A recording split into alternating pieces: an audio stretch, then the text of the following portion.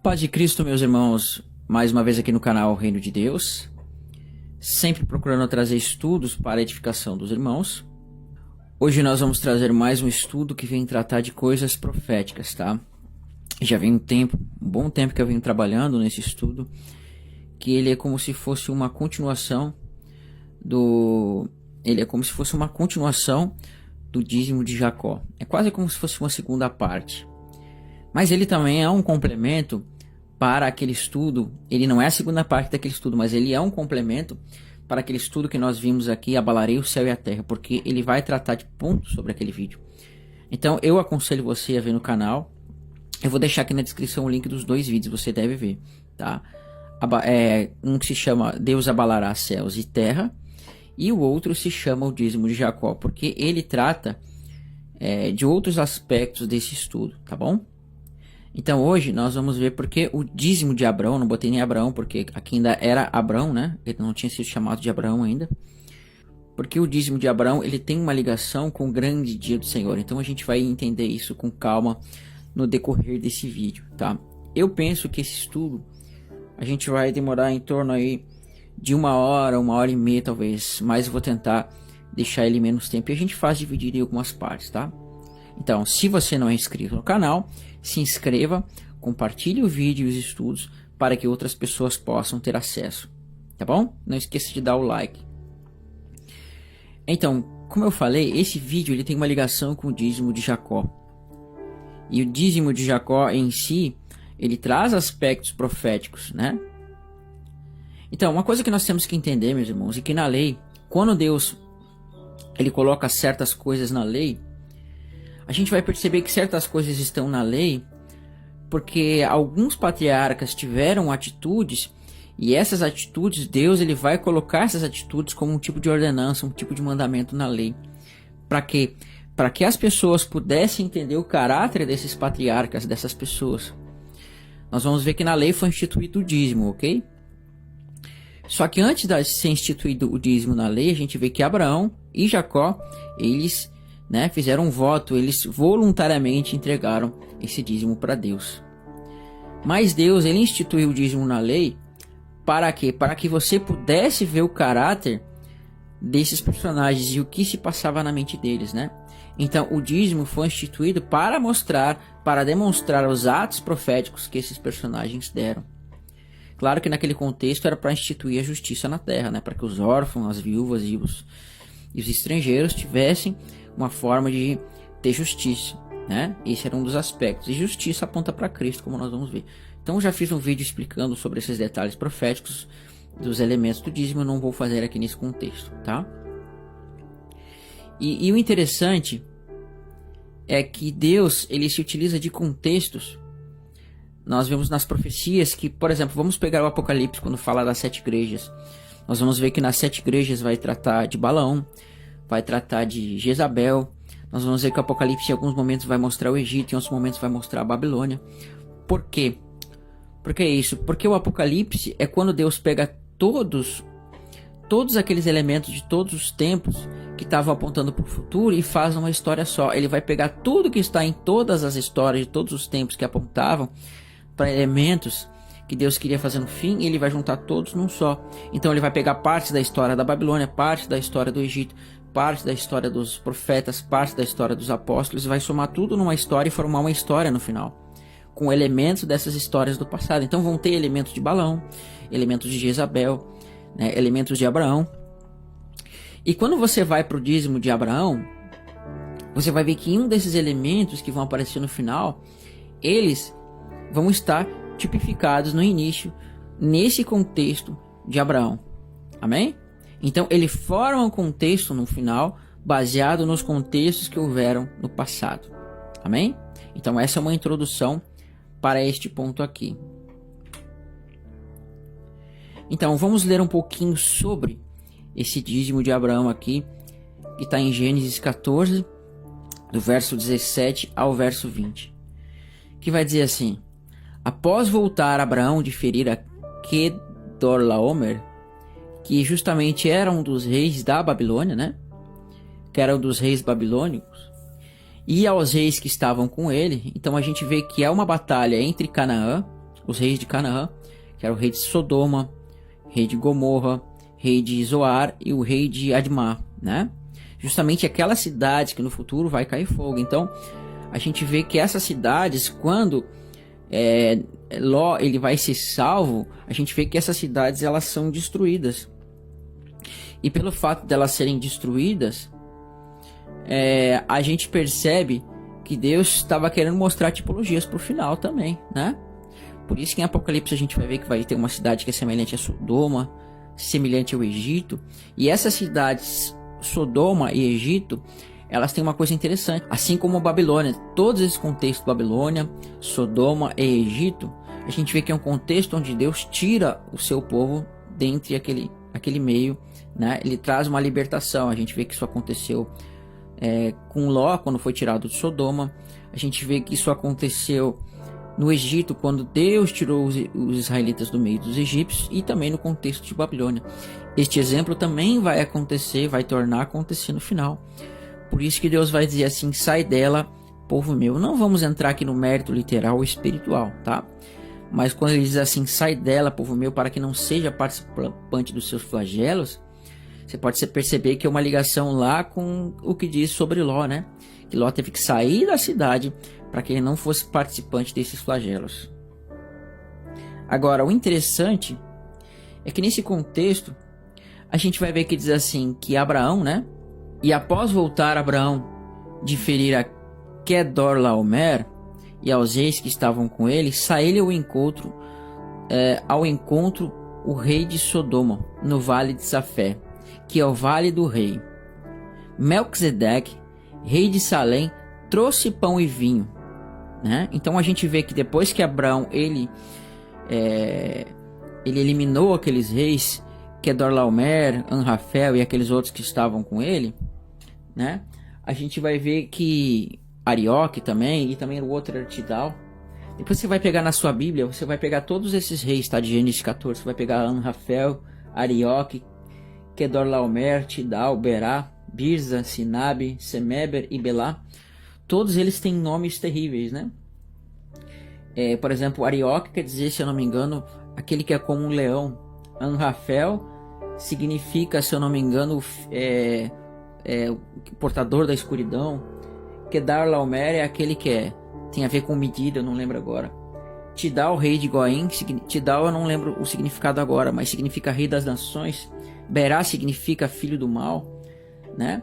Então, todos esses nomes são nomes que tratam de coisas malignas. E a gente vai ver que Abraão tirou Ló desse contexto, desses reis que eram justamente malignos, né? E aí vai dizer assim, rei de Salém, que aponta para quê? Para Jerusalém. Então o rei de Salém trouxe pão e vinho para Abraão. Então Abraão ele salvou a Ló. E Melquisedeque, quando Abraão estava indo para o encontro do rei de Sodoma, Melquisedeque aparece no meio do caminho e diante de Abraão ele entrega pão e vinho.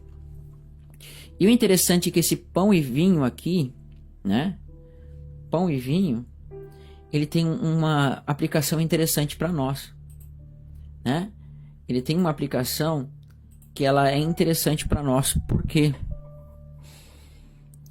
Aqui, pão e vinho, vamos marcar aqui. Trouxe pão e vinho, né? Corpo e sangue. Por quê? Porque o pão, ele representa o corpo. E o vinho, ele representa o sangue. Então, perceba o seguinte, que aqui você tem uma tipologia justamente do que? Da nova aliança. Melquisedeque, ele traz pão e vinho para Abraão. E quando nós vamos para a lei, justamente Deus mandava aqui na lei, o dízimo deveria ser do trigo, do vinho e do azeite, que eram tipologias justamente da morte e ressurreição e corpo de Cristo.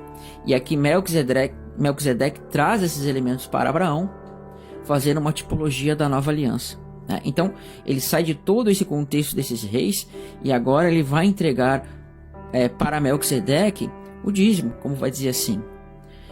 Melquisedeque era sacerdote do Deus Altíssimo e este o abençoou a ele. E Abraão lhe disse, bendito, e Abraão disse, né?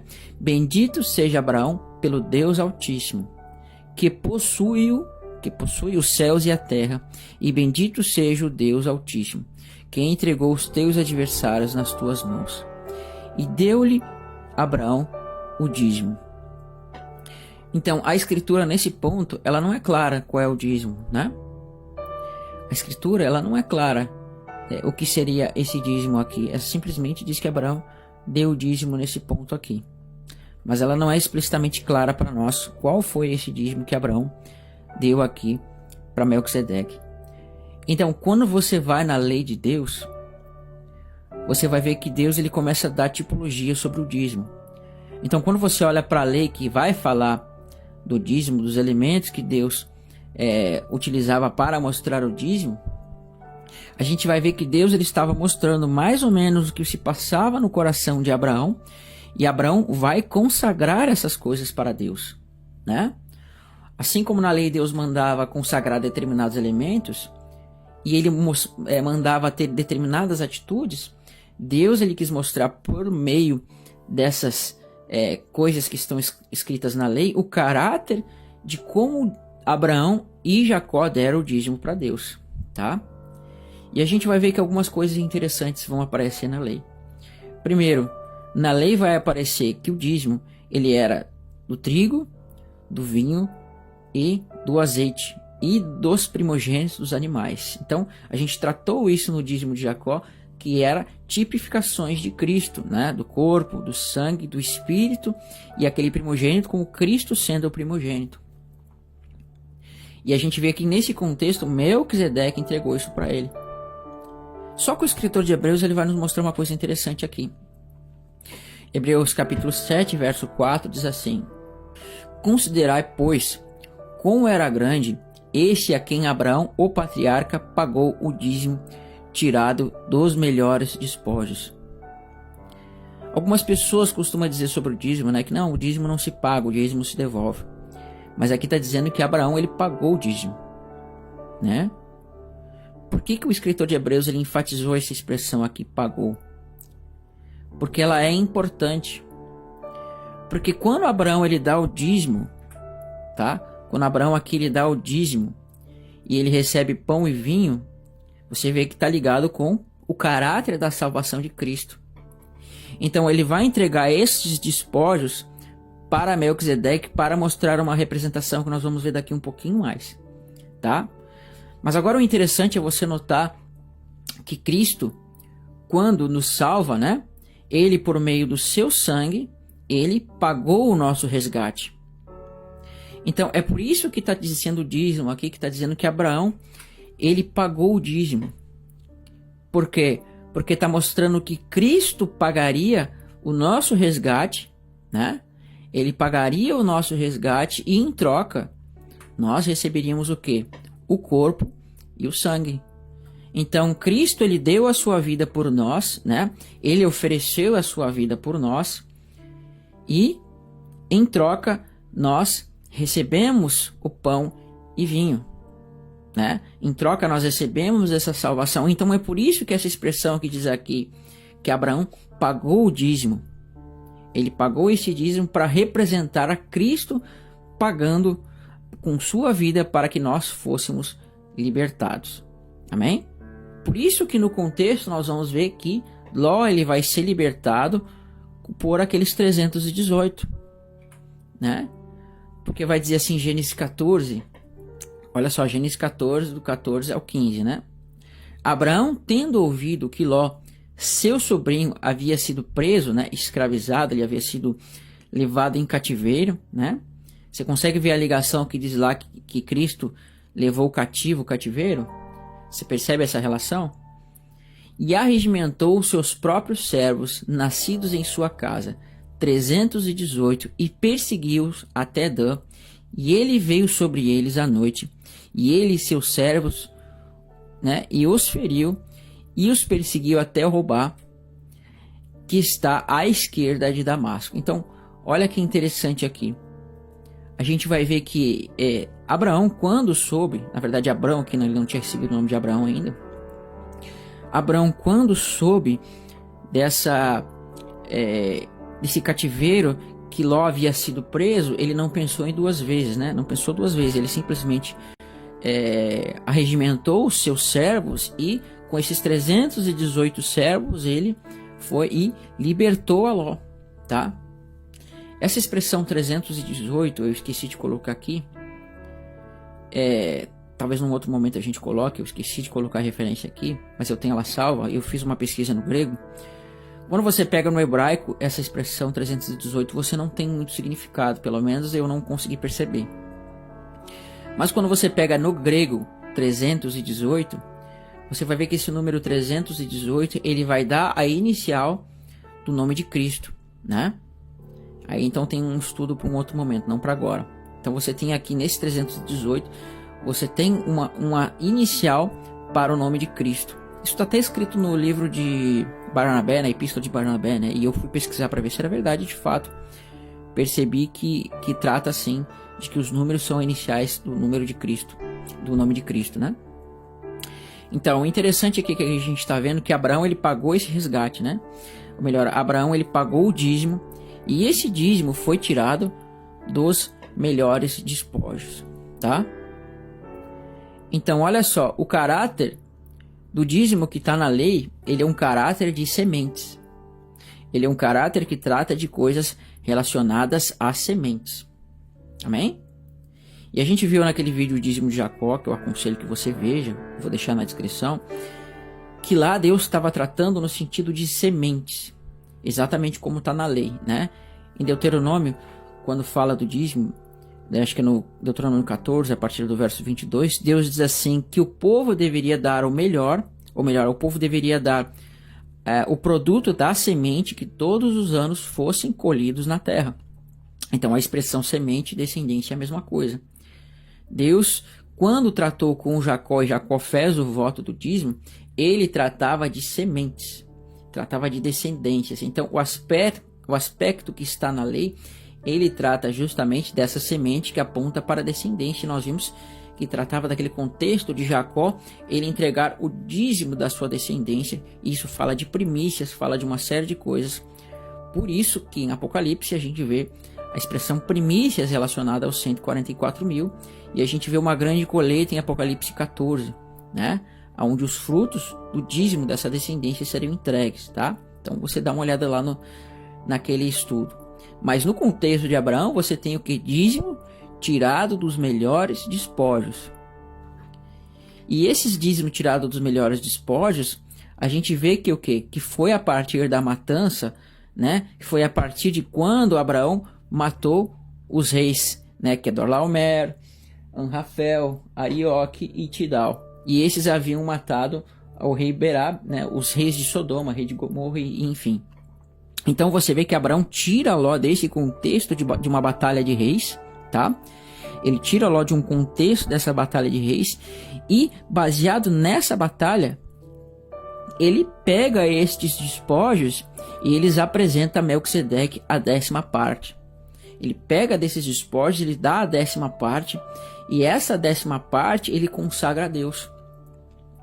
Então, nesse contexto, trata-se da 10ª parte de despojos de guerra, mas no dízimo de Jacó trata-se da 10ª parte de sementes. Por que isso, meus irmãos? Porque num contexto Deus quer tratar das mesmas coisas proféticas no formato de sementes, mas nesse contexto de Abraão ele quer tratar das mesmas coisas proféticas num contexto de despojos. Então, as sementes que estão no livro no dízimo de Jacó e os despojos que falam do dízimo de Abraão, elas falam da mesma coisa, mas com sentidos diferentes. Então, você vê que no contexto de Abraão ele entrou nessa batalha contra esses reis e ele libertou a Ló. Mas no contexto de Jacó, você vê que estava tendo uma guerra de Jacó contra Esaú. E quando estava vendo essa perseguição de Esaú contra Jacó, né, Jacó ele estava passando por uma angústia, e a gente vai ver que Deus liberta ele levando para a terra dos seus parentes, e lá ele dá aquele sonho para Jacó, e Jacó mostrando a casa de Deus, dizendo que aquela escada, aquele lugar falava da casa de Deus. Então ele consagra aquela pedra, ele levanta aquela pedra, coloca azeite sobre ela e fala, esta aqui vai ser a coluna da casa de Deus. E nesse contexto ele vai mostrar que aquela pedra ungida seria a casa de Deus e ele consagraria a Deus o dízimo de tudo que ele recebesse. E nesse contexto de Abraão também vai tratar da 10ª parte. E a gente vai ver que nesses despojos, tá? Esses despojos tirados dessa guerra que Abraão travou contra esses reis, eles vão ser consagrados a Deus. E esses despojos consagrados a Deus, eles vão servir para o quê? Para edificar também a casa de Deus. Então, a pedra que Jacó ergue vai ser consagrada, ela vai ser erguida para edificar a casa de Deus. E esses despojos que Abraão e os outros reis de Israel e outras pessoas vão tirar das nações, eles vão servir para trazer glória para a casa de Deus. Amém? Então, esse dízimo trata dessas questões. Amém? Agora, o interessante é que nós vamos ver aqui, vamos ler de novo aqui. Abraão, tendo ouvido que Ló, seu sobrinho, havia sido preso, arregimentou seus próprios servos, nascidos em sua casa, 318, que futuramente seriam que circuncidados, né? E perseguiu-os até Dan. E ele veio sobre eles à noite, e ele e seus servos, e os feriu e os perseguiu até Robá, que está à esquerda de Damasco. Olha que tremendo isso daqui, irmãos. Isso aqui é muito tremendo. Por quê? Diz aqui que Abraão veio à noite sobre eles. Então você tem que imaginar na sua mente o contexto que está se passando aqui. Você tem que imaginar na sua mente o contexto que está se passando aqui. Por quê? Porque perceba que você está tendo um contexto onde está se travando uma batalha entre reis. E nesse contexto dessa batalha entre reis, a gente vai ver que há um justo, chamado Ló, que foi aprisionado por esses reis. E esses reis estão brigando entre si. E aqui diz uma coisa, que Abraão ele vai e fere aqueles reis de Babilônia. Então percebe, batalha de reis. Você vê que fala de reis de Babilônia, né? E esses reis estão travando uma batalha. Você percebe uma similaridade com o tempo do fim? Porque no tempo do fim a gente vê que trata de 10 reis que vão se levantar. E esses 10 reis, eles vão travar uma batalha contra Deus. Eles vão travar uma batalha contra o povo de Deus. E a gente vê que nesse contexto, esses reis, né, brigando entre si, porque a gente vai ver que no final vai haver guerra entre nações. A gente vê que aqui está havendo uma guerra entre nações. E no meio dessa guerra entre nações, a gente vê que Ló, ele foi aprisionado. E no meio de toda essa confusão, Abraão vai se levantar de surpresa, tá? À noite, e veio sobre eles à noite, e ele e seus servos, e feriu-os, perseguiu até Robá, que está à esquerda de Damasco. Então perceba o seguinte, que Abraão, ele vai se manifestar no meio desse contexto de guerra, onde Ló, que está sendo escravizado e aprisionado, né? Ele vai justamente ser salvo por Abraão, que chegou de surpresa. Abraão chega de surpresa, salva Ló, derrota os reis e toma os despojos. Então olha que interessante isso. Você consegue ver uma tipologia aqui nesse exemplo de Abraão com a vinda de Cristo? Porque no tempo da vinda de Cristo a gente vai ver que o povo de Deus, ele vai estar no meio dessa batalha de reis, ele vai estar no meio dessa batalha desses povos, né? E a gente vê que há um contexto também de Babilônia. E a gente vai ver que no meio de tudo isso, nesse contexto, Jesus e os seus anjos, eles vão vir de surpresa, né? De modo furtivo. Jesus ele vai vir como ladrão e vai tomar os seus servos e vai os salvar desse contexto e vai destruir estes reis também. Então, aqui neste contexto, meus irmãos, Ló, ele é uma representação do povo de Deus, que vai estar no meio de toda essa confusão no final dos tempos, sendo perseguido, escravizado, sendo colocado em cativeiro. Mas Jesus vai vir como ladrão, ou seja, de surpresa à noite, e vai salvar aos servos de Deus. Então, por isso que Abraão, com esses 318, ele vai vir à noite e vai tomar todos esses de surpresa e vai salvar os servos de Deus, né? Os servos de Deus, tipificado em Ló ali, vão ser salvos e os reis vão ser destruídos. Então, Deus ele estava fazendo essa tipificação. E Abraão, tanto nesse contexto aqui, que a gente viu que ele fere a esses reis, Abraão ferindo a esses reis e tomando os despojos, tá? Ele está tipificando a Cristo aqui. E Ló está tipificando o quê? A igreja. Do mesmo modo, nesse contexto, quando a gente vê aqui que Abraão pegou os despojos e entregou para Melquisedeque, nesse contexto a gente vai ver futuramente que está apontando Cristo trazendo os despojos, né?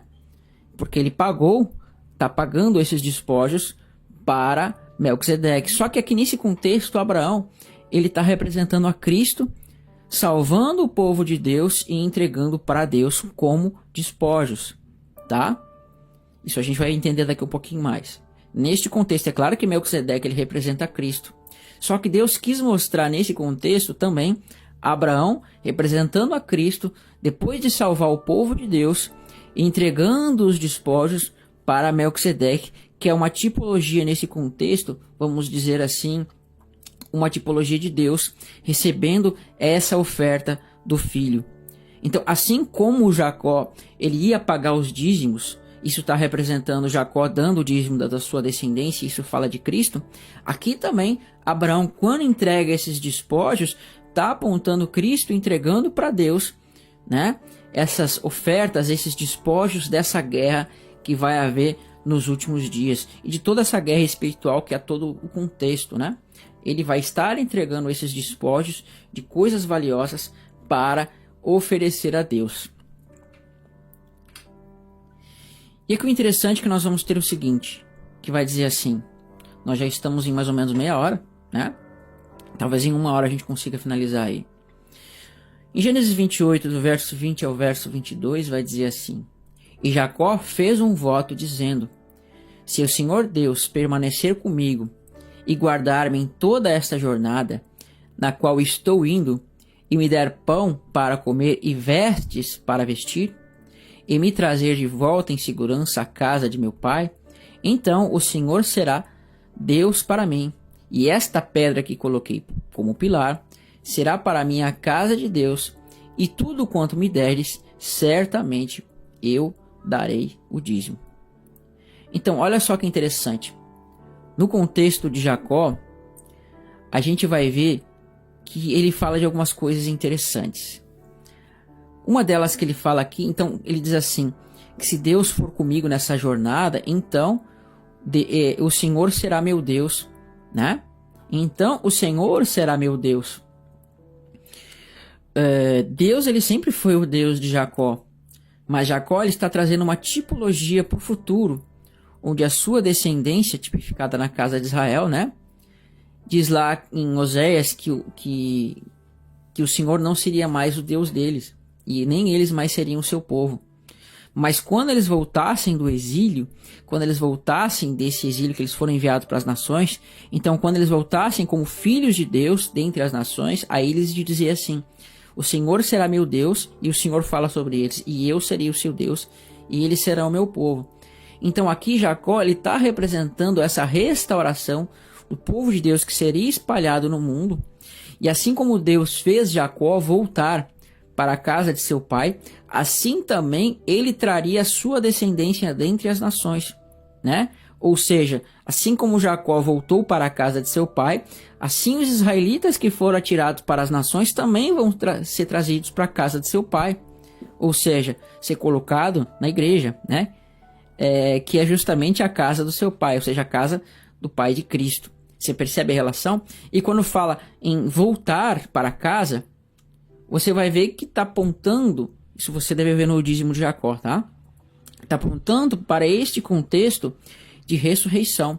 Então esse voltar que está sendo tratado aqui no dízimo de Jacó é um voltar, ainda que você tenha o literal que ele volta para a casa de Abraão, a gente vai ver que neste contexto é a ressurreição, onde o povo de Deus volta para Deus, né? Eles passam a agora habitar na casa de Deus, que fala justamente da ressurreição, desse corpo glorificado. E ele fala assim: e esta pedra, que é Cristo, que coloquei como pilar, será para mim a casa de Deus, e tudo quanto me deres, eu te darei o dízimo. Então olha só, a gente vê que aqui fala desse dízimo, e esse dízimo está associado com a casa de Deus, né? Ele associou esse dízimo com a casa de Deus, porque ele vai formar uma casa de Deus, e ele também vai dar o dízimo. No vídeo, o dízimo de Jacó, eu explico que esse dízimo trata da descendência, tá? Eu não vou falar isso de novo aqui, então você tem que assistir aquele vídeo lá para você entender. Então, um fala de despojos e outro trata de dízimo. No contexto de Abraão, você vai ter Abraão libertando Ló, representando o povo de Deus. E aqui no contexto de Gênesis 28, que trata do dízimo de Jacó, você vai ver que fala daquele povo que foi atirado nas nações e agora volta para Deus, né? Volta para a casa do seu pai, ou seja, que é Deus. E isso está tipificando lá com o filho pródigo, né? Que volta para a casa de seu pai e, né, agora passa a estar em aliança com Deus. Então, existem essas relações de coisas. Então, tanto um contexto quanto o outro, você vê que ele está falando dessa entrega, dessa oferta a Deus, e nos dois contextos está falando deste povo que tornaria para Deus e seria liberto. Amém? Agora, vamos começar a atentar sobre os despojos, tá? Sementes a gente não precisa tratar aqui, foi tratado no vídeo de Jacó, eu tratei em vários outros vídeos. Então, sobre despojos eu ainda não tratei, né? E a gente vai ver que esse contexto dos despojos e o contexto de ouro e prata, eles vão trazer coisas proféticas para nós que são extremamente importantes de nós analisarmos, tá?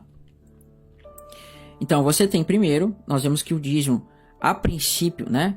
A expressão dízimo primeiro, ela vai aparecer para Abraão, que vai tratar de despojos. Depois essa expressão dízimo, ela vai aparecer para Jacó. E depois essa expressão dízimo vai aparecer na lei, onde Deus vai dar diretrizes e detalhes sobre ele. Mas a expressão despojo, quando você vê essa expressão despojo, você vê que ela está associada com o dízimo de Abraão. Ainda que nós vamos ter essa revelação dos despojos lá no Novo Testamento, no livro de Hebreus, porque não está escrito na lei que Abraão deu o dízimo dos despojos. Então, o escritor de Hebreus, ele faz uma série de somas e entende que aqueles dízimos que Abraão entregou eram despojos, tá? Então, várias vezes, quando você vê a expressão despojos na Bíblia, você vai ver que essa expressão despojos, Deus, ele quer com que a gente some com outras expressões que vão aparecer sobre despojos na Bíblia. E uma delas, justamente, na verdade todas estão interligadas, tá tratando do quê? Daquele dízimo de Abraão. Deus quis mostrar o caráter do dízimo de Abraão em outros termos despojos que estão apresentados na Escritura. E como a gente viu, essa expressão despojos, ela está associada a uma batalha, e dessa batalha o vencedor, ele toma os despojos, e esses despojos ele vai levar para si. Só que os despojos, eles tratam não de coisas pequenas, mas tratam de coisas valiosas, né? Quando você despoja, você tem um contexto de uma batalha, e nessa batalha as pessoas guerreiam, a gente vai ver que coisas valiosas caem dos vencidos, como ouro, prata, armas e tudo mais, né? Coisas que são valiosas, coisas que têm um valor. E essas coisas agora são tomadas pelos vencedores, e eles passam o quê? Eles podem agora fazer o que eles quiserem com esses despojos, mas no caso, aqui a gente vai ver que tem um contexto de consagração a Deus, tá? Então vamos para Êxodo capítulo 2, capítulo 12, verso 35 ao verso 36. E diz assim: E os filhos de Israel fizeram como Moisés lhe dissera, pedindo aos egípcios artigos de ouro e de prata. Olha só, artigos de ouro e de prata, e vestuário, e o Senhor deu ao seu povo a graça aos olhos dos egípcios, e deram-lhes, e despojaram os egípcios. Olha só, olha que tremendo isso daqui. Mais uma vez nós vemos que é um contexto onde o povo está sendo liberto de um cativeiro na Babilônia por meio de um libertador que é Moisés.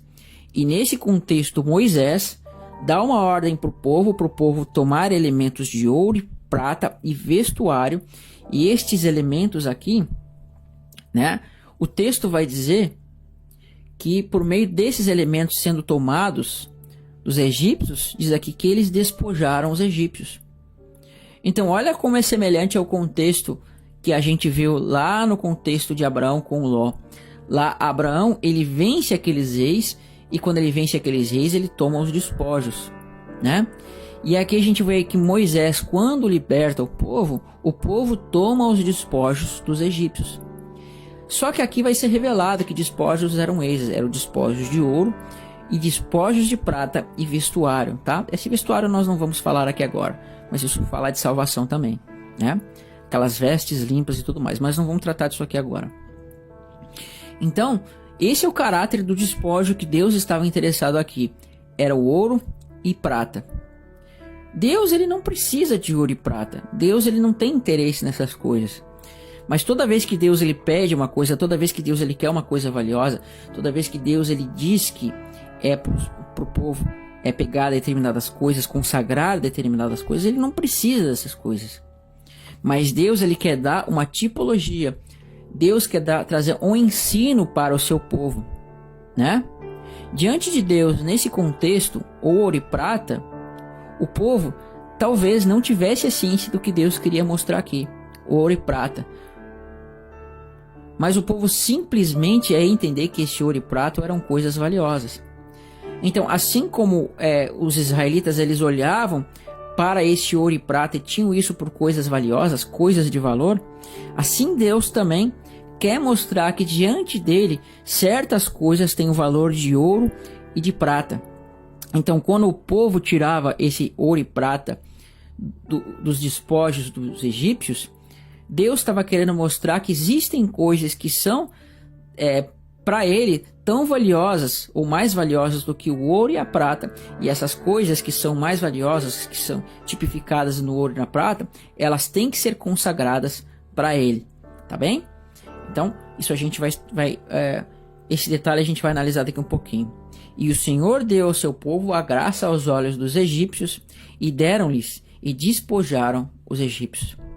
Né? Então, o contexto que o povo está saindo do cativeiro, está sendo liberto da escravidão, Deus vai pedir o ouro e a prata, e o povo vai em direção à herança agora. Amém? Agora, no contexto de Josué, do capítulo 6, nós vamos ter uma coisa semelhante, que vai dizer assim: a gente vai ver que Jericó estava naquele contexto que ia ser destruído, né? Jericó estava naquele contexto de destruição, onde aquelas trombetas iam ser tocadas, né? E a gente vê que quando vem a 7ª trombeta, os muros da cidade caem, o povo grita, né? No caso, Raabe ela é libertada e tudo que há na cidade vai ser destruído. Então você percebe que aqui é mais um contexto de quando alguém vai ser liberto. Naquele primeiro contexto nós vemos Ló sendo liberto, no segundo contexto nós vemos os israelitas sendo libertos dos egípcios, e nesse contexto nós vemos Raabe sendo salva da destruição e ela sendo tirada do meio dos cananeus, né? Ela vai ser tirada do meio desses cananeus. Então são tipologias do povo de Deus sendo tirado. E aí ele vai dizer assim no verso 24: porém a cidade e tudo quanto havia queimaram-na, tão somente prata e ouro e os utensílios de bronze e de ferro deram para o tesouro da casa do Senhor. Mas Josué conservou com vida a prostituta Raabe e a casa de seu pai e tudo quanto tinha, e habitou no meio de Israel até o dia de hoje, porquanto escondera os mensageiros que Josué enviara para espiar em Jericó. E aqui diz assim, né? Mas Josué conservou com vida a prostituta. Essa expressão conservar com vida, ela não é 100% a mais correta. Mas a expressão mais correta que está no hebraico é Josué vivificou a prostituta. Você percebe que é uma tipologia com Cristo, porque Cristo nos vivificou, nós estamos mortos nos nossos pecados. Então, uma prostituta, ela era uma pessoa que ela deveria ser apedrejada. Mas, ou seja, ela estava morta nos seus pecados. Então, além dela ser cananeia, ser prostituta, né? A gente vai ver que Josué, ele dá vida para Raabe, ele vivificou Raabe, né? Isso é uma tipologia para nós que estávamos mortos nos nossos pecados. Então, nesse contexto, quando uma cidade babilônica, né, mais uma vez uma cidade babilônica não, cananeia, perdão, ia ser destruída, a gente vai ver que o povo entrou na cidade e destruiu a tudo, e nesse contexto, a gente vai ver que Raabe foi salva, né? E no meio de toda essa batalha, a gente vai ver que uns despojos vão cair, né? A gente vai ver que alguns despojos, eles vão cair. E esses despojos estão aqui, ó. Tão somente a prata, ó, prata, ouro e os utensílios de bronze, ferro, deram-lhe para o tesouro da casa do Senhor. Então, olha só que legal, irmão, né? Eu acho muito tremendo esse texto. A gente vai ver que Abraão, quando ele salva Ló, a gente vai ver que os despojos que vão cair daqueles reis certamente falava de coisas valiosas, ouro, prata e tudo mais. E isso ele consagrou a Melquisedeque, que era um sacerdote, né? E quando você vê aqui em Josué o contexto de casa do Senhor, você vai ver que na casa do Senhor estão os sacerdotes. Então esse ouro, essa prata e esses elementos, utensílios aqui, que caíram dos despojos dessa batalha de Josué contra os cananeus, Josué contra o povo de Jericó, a gente vai ver que esses despojos também vão ser consagrados. Esse ouro e prata vai ser consagrado a Deus. Você percebe essa ligação com Abraão? Essa ligação que Abraão, ele pegou esses despojos dessa batalha e consagrou a Melquisedeque. Aqui a gente vê que Josué vai pegar esse ouro e prata e vai consagrar para onde? Para o tesouro da casa de Deus. E esse tesouro da casa de Deus era justamente onde ficava guardado o ouro e a prata, e esse ouro e prata seriam utilizados para fazer o quê? A edificação da casa de Deus. Então olha o que Deus está nos revelando aqui, que a prata e o ouro, elas têm um caráter de edificação, um caráter de trazer glória para essa casa de Deus, um caráter de você pegar esse ouro, essa prata e você consagrar, e essa consagração ser colocado na casa de Deus. Amém? Eu acho que deu para mostrar aqui essa relação. Então, quando nós vemos Abraão, ele separando aquele dízimo de despojos de ouro e prata e consagrando a Melquisedeque, Deus quis trazer uma revelação de que Melquisedeque consagraria estes despojos para a casa de Deus. Do mesmo modo como Jacó, quando vai tratar do dízimo, ele fala que aquela pedra seria consagrada como coluna da casa de Deus. Então, a pedra, ela vai ser a coluna da casa de Deus. Mas esse ouro e essa prata, eles vão trazer a glória para a casa de Deus. Então você vê que Josué, ele vai, né, levar aquele ouro e aquela prata para consagrar ao tesouro do Senhor, tá? Então, irmãos, toda vez que nós vemos uma casa, um tabernáculo, um templo sendo edificado, Deus, ele quis mostrar realidades proféticas que tratavam de coisas futuras, né? Por meio de um contexto literal, ele quis mostrar o espiritual, né? E esse contexto literal, eles eram sombras que foram edificadas por mãos de homens, mas que traz uma representação de Deus com as suas mãos edificando a casa dele. Então, quando Salomão, quando Moisés, quando Zorobabel e quando o próprio Davi edifica um tabernáculo, um templo, etc., isso é uma representação de Deus edificando a sua casa. Por isso que tanto no tabernáculo de Moisés, no templo de Salomão e no templo que Esdras edificou, a gente vai ver que tem elementos que são semelhantes.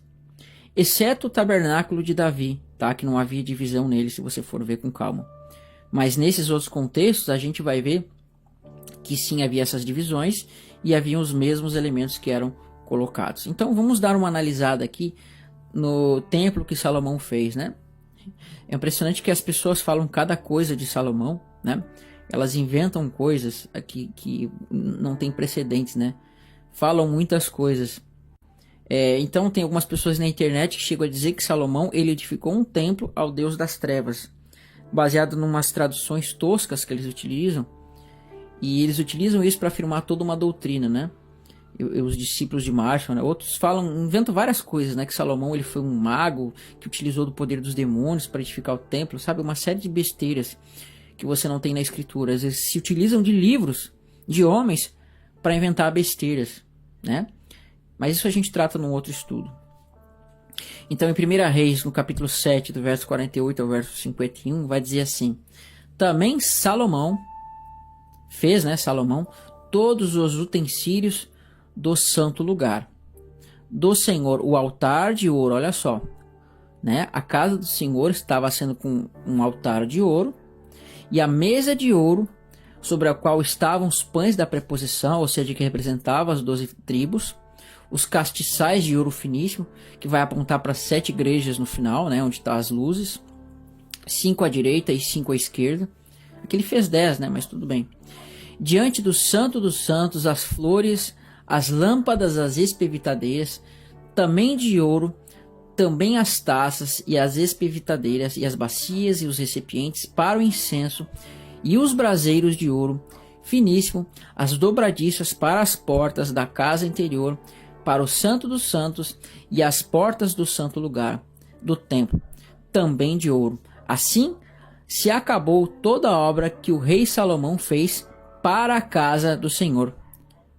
Então trouxe Salomão, olha só, as coisas que Davi, seu pai, havia consagrado, prata, ouro e os utensílios, e ele pôs entre os tesouros da casa do Senhor. Então perceba uma coisa, meus irmãos, que esse templo que Salomão está edificando, você vai ver que ele utilizou do ouro e da prata que Davi havia consagrado para Deus. E Davi, ele obteve esse ouro e essa prata quando ele batalhou com aquelas nações ímpias.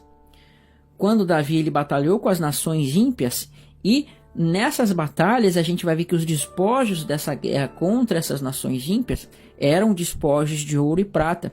E esses despojos dessas nações que caíam nessas batalhas contra esses reis e tudo mais, a gente vai ver que justamente esses despojos saíam desse contexto de guerra e agora eles eram consagrados a Deus. E Davi ele estava consagrando esse ouro, essa prata. E quando chegou o templo de Salomão, quando chegou o tempo que Salomão edificaria esse templo, Salomão utilizou desse ouro e dessa prata consagrado dessas batalhas, e agora ele vai o quê? Ele vai glorificar, ele vai trazer isso como glória dessa casa, ele vai usar isso para fazer elementos. Então você consegue perceber que desde o contexto de Gênesis até aqui, nós vemos que esse ouro, que essa prata, ele está sendo utilizado para mostrar que a casa de Deus, ainda que literalmente, ainda que numa figura, estava sendo coberta de ouro e de prata que vinham desses despojos destas nações, né? Então aqui Salomão ele está mostrando o que? Deus está mostrando, por meio dessa literalidade que eles estavam edificando essa casa terrena, a realidade das coisas futuras. É claro que a casa de Deus, meus irmãos, conforme vai dizer em Isaías, diz assim, que Deus não habita em templos feitos por mãos humanas, né? Ele diz assim, o céu é minha casa, é o meu trono, e a terra é o estrado dos meus pés. Que casa me edificareis vós? Então ele está dizendo, poxa, se o céu é o meu trono e a terra onde eu boto os meus pés, como é que vocês vão me edificar uma casa? Então o texto estava mostrando que Deus não pode ter uma casa literal. Mas Deus se utilizou talvez da ignorância de Salomão e da ignorância de Davi quando eles construíram essa casa literal. Ele utilizou da ignorância deles para mostrar o que as coisas futuras. E assim como essa casa literal ela foi consagrada com ouro e prata, assim a casa futura, ela seria, ou seja, a casa que está no corpo de Cristo, ela seria consagrada com ouro e prata também, né? Mas não um sentido literal do ouro e da prata, mas um sentido que isso trata de coisas valiosas. Assim como essas casas que literais foram edificadas com coisas valiosas tiradas das nações, assim também a casa dele, que é o corpo de Cristo, vai ser edificada com coisas valiosas tiradas dentre as nações, né? Coisas que vão ser consagradas desses despojos e vão ser entregues para glorificar, para edificar essa casa. Exatamente pelo contexto literal, nós vemos o contexto futuro e espiritual que Deus quis nos mostrar aqui. Ouro e prata, então, eles têm um simbolismo espiritual, um simbolismo de coisas que Deus quis mostrar futuramente. Amém? Então, olha só que legal. Vamos voltar para esse tabernáculo do Egito aqui, do deserto. Então, esse tabernáculo do deserto, a gente vai ver que quando os israelitas despojaram os egípcios, que nem está aqui, né? Vamos colocar aqui, marca texto. Quando eles despojaram os egípcios, nós vemos que eles despojaram com o quê? Com ouro e com prata, não foi assim? Então, essa casa aqui, esse tabernáculo que está aqui, tá? Esse tabernáculo que está aqui, você vai ver que nele, os elementos, o tabernáculo, as paredes eram todas elas foram feitas com ouro, né? Madeira que foi colocado ouro sobre ela e tudo mais. A gente vai ver que esse ouro é o ouro que veio justamente dos despojos dos egípcios. Então, é um ouro que foi tirado dentre as nações, e esse ouro tirado dentre as nações, ele vai fazer, né, esse banhar os elementos a ouro aqui que estão nesse tabernáculo. Então, o ouro do egípcio, ele vai banhar, né, a prata dos egípcios vai banhar justamente os utensílios, as paredes e todos os outros elementos do tabernáculo, né? Então, um ouro tirado dentre as nações. Quando Salomão ele vai edificar a casa e ele vai consagrar com ouro, ele vai banhar a ouro as coisas, a gente vai ver que esse banhado de ouro vai ser feito com ouro e com a prata que Davi havia despojado das nações. Este ouro que foi consagrado, agora ele vai edificar essa casa de Deus. Amém? Então, olha como Deus faz essa associação desse ouro tirado das nações para a edificação da sua casa. E assim também trata de Cristo e a sua igreja. Agora, olha que legal que vai dizer aqui. Agora já vai tratar das realidades, tá? Olha em Sofonias e Ageu o que vai dizer aqui. Em Sofonias e Ageu vai dizer o seguinte: Esperai-me, pois, a mim, diz o Senhor, no dia em que eu me levantar para despojo. Olha só. Agora aqui já não é mais Moisés, não é mais Davi, não é mais Abraão. Mas aqui está dizendo: esperai-me, pois, a mim, diz o Senhor, no dia em que eu me levantar para despojo. Aqui a gente vai ver que vai ser o próprio Deus que vai despojar. O próprio Deus vai despojar aqui, né? Quem ele vai despojar? Porque a minha resolução é ajuntar as nações e congregar os reinos para sobre eles fazer cair a minha maldição e todo o furor da minha ira, pois toda esta terra será devorada pelo fogo do meu zelo. Então, olha só que tremendo, meus irmãos. Aqui a gente vê que Deus está mostrando a realidade de tudo aquilo que nós vimos lá, tá? Toda a realidade de todos aqueles eventos que nós vimos, ele está aparecendo aqui, porque agora é o próprio Deus que vai se levantar para despojo. Contra quem?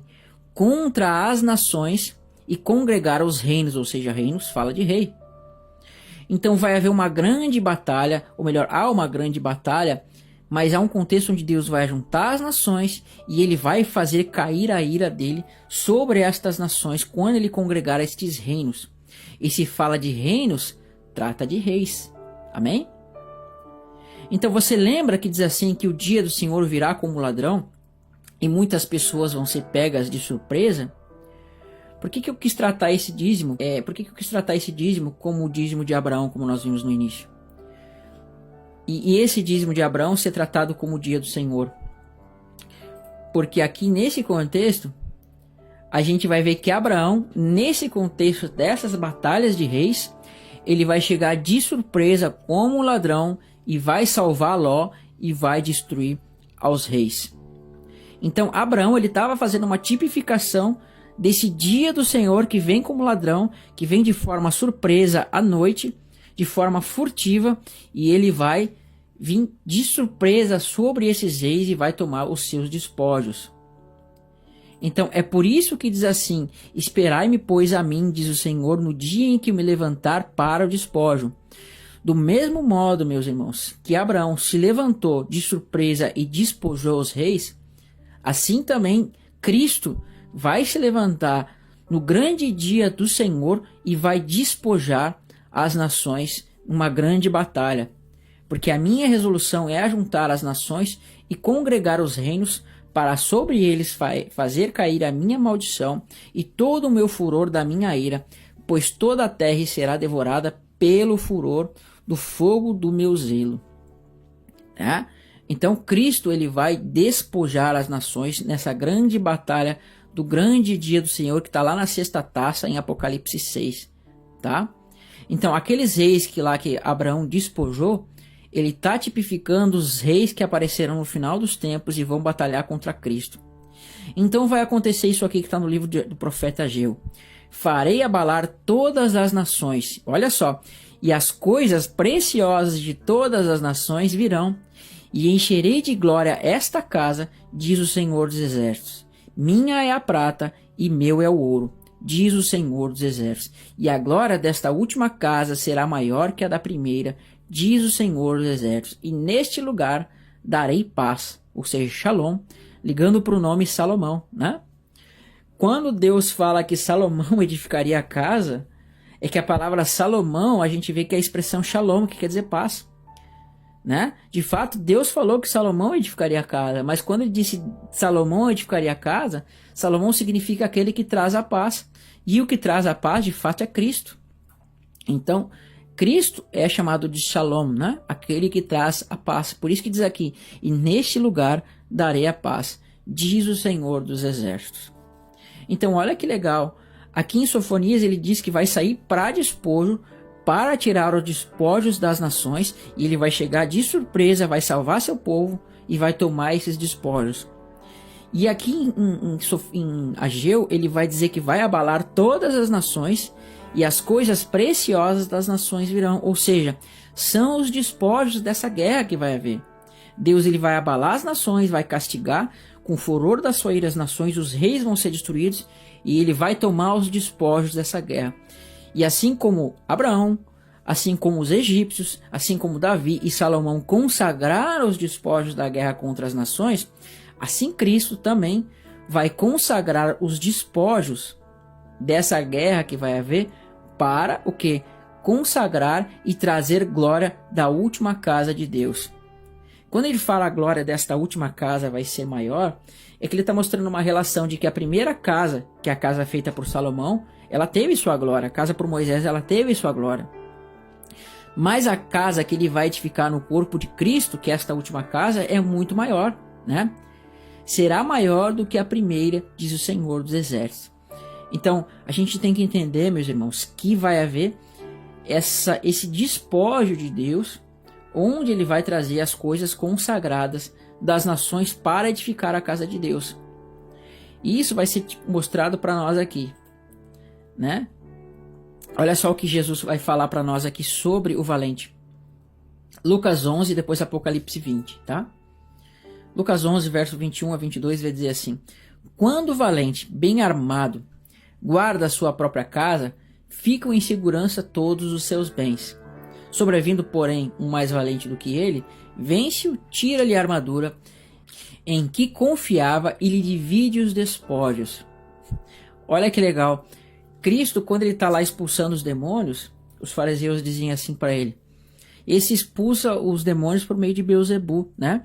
Ele fala, se Satanás está dividido contra Satanás, se o seu reino está dividido, né, não subsistirá. E aí você vai ver que lá em Daniel, nas pernas da estátua, você vê que tem um reino dividido, né? Porque ele estava mostrando que aquele reino não vai subsistir, mas a pedra vai vir e vai destruir aquele reino. Então, quando Cristo traz essa parábola para nós aqui do valente, é justamente para tratar daquele contexto. E ele diz assim, quando o valente, bem armado, guarda a sua própria casa, ficam em segurança todos os seus bens. Sobrevindo, porém, um mais valente que ele, que é o próprio Cristo, né, vence-o, tira-lhe a armadura em que confiava e lhe divide os despojos. Você percebe que Cristo está dando uma relação do reino do diabo, ele sendo rei, ele vai ser vencido e vai ser tomado os despojos? Então aqui o contexto dessa parábola que Cristo está mostrando é justamente tirar esses despojos de Satanás, que está tipificado como um valente que cuida da sua casa. Então essa casa aqui está apontando para o reino do diabo. Os seus bens, está apontando para esses despojos que nós já vamos ver o que significa. E esse valente é Cristo vindo e amarrando o diabo, vencendo, e aí ele tira a sua armadura e que ele confiava e ele tira os despojos, né? E isso é uma parábola que está apontando para Apocalipse 20, que vai dizer assim: então vi descer do céu um anjo que tinha na mão a chave do abismo e uma grande corrente, e ele segurou o dragão, a antiga serpente, que é o diabo e Satanás, e o prendeu por 1000 anos, e lançou e fechou, e pôs selo sobre ele, para que não mais enganasse as nações, até que se completasse os 1000 anos. Depois disso é necessário que ele seja solto por um pouco de tempo.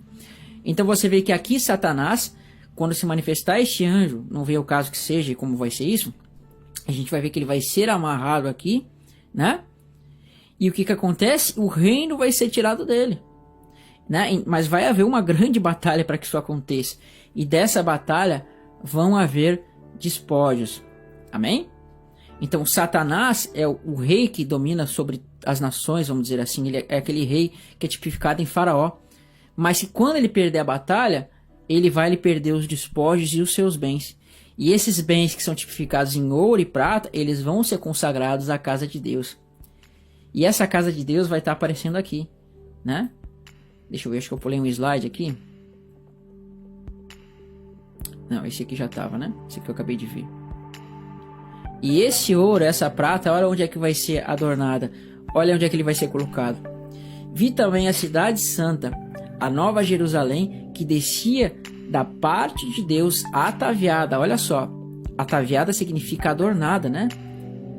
Para o seu esposo. Então eu vi grande voz do trono dizendo: eis o tabernáculo de Deus. Olha só, com os homens. Deus habitará com eles, e eles serão povos de Deus, e Deus mesmo estará com eles. Percebe que quando fala aqui Deus mesmo estará com eles, essa expressão Deus mesmo estará com eles, aqui está se cumprindo o que? O Emanuel, Deus conosco. Então essa profecia do Emanuel, o cumprimento mesmo dela vai se dar quando? Quando Deus estiver com os homens, ou seja, tratando de todo esse contexto aqui, milênio, uma série de coisas.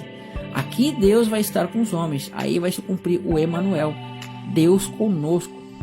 Mas quando diz assim que vê da parte de Deus essa mulher ataviada, né, e adornada para o seu esposo, você vai ver que essa mulher, o que diz assim?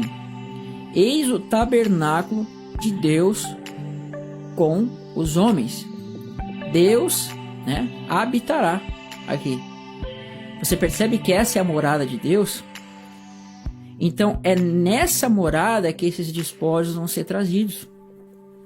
É para essa morada que esses despojos vão ser trazidos. Assim como Abraão consagrou daquela batalha os despojos, entregou para Melquisedeque, Melquisedeque colocou na casa de Deus de forma a tipificar o futuro, a gente vai ver que os israelitas, eles pegaram aquele ouro, aquela prata e consagraram, né, e fizeram aquele tabernáculo. E a gente vai ver que Davi e Salomão pegaram aquele ouro dessas batalhas com essas nações e consagraram para fazer uma casa a Deus. Amém? Então, quando a gente vê aqui que essa casa está adornada e ataviada, ela está ataviada, adornada com ouro, prata e pedras preciosas, né? E essas pedras preciosas a gente vai ver que trata das 12 tribos de Israel. E ela vai ser adornada para o seu esposo. E aí diz assim: eis o tabernáculo de Deus com os homens. Ou seja, está falando da casa de Deus. É a habitação de Deus entre os homens. Está falando dessa nova Jerusalém. Então, esse ouro e essa prata que vai ser tirado dessa grande batalha é justamente para a edificação e para a consagração da casa de Deus. Mas o que significa esse ouro e essa prata, meus irmãos? O que significa esse ouro e essa prata? Irmãos, esse ouro e essa prata, o que eles significam? Eles significam justamente o povo de Deus. Porque Deus vai tirar dentre as nações aquilo que para ele é valioso. Nessa terra não tem nada que seja valioso para Deus a não ser os homens. Nessa terra não tem nada de valioso para Deus a não ser os homens que compreendem a sua palavra, os homens que são seus servos. né? A gente vê que em Malaquias diz que vai vir o dia onde Deus vai se manifestar, um dia que arde como fornalha, e Deus vai fazer separação entre aquele que serve e o que não serve a Deus. E vai dizer assim que no dia em que o Senhor se manifestar, ele será como o lavandeiro, como o ourives que queima a prata e o ouro e a purifica, né?